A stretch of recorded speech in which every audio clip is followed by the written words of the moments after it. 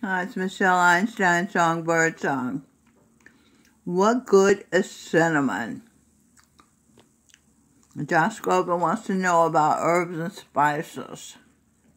Cinnamon is rich in antioxidants and other beneficial compounds.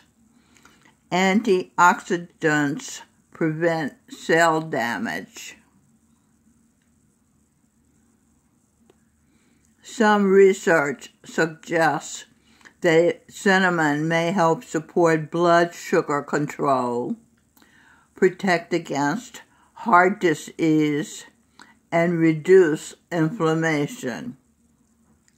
Cinnamon is a spice that has been prized for its medicinal properties for thousands of years.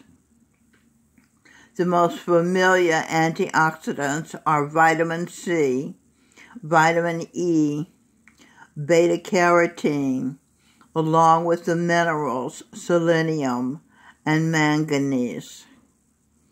Okay, Josh Groban? I sprinkle cinnamon in my coffee. That's how I get it in my system. Okay. So, stay tuned for more information about herbs and spices in future videos, Josh.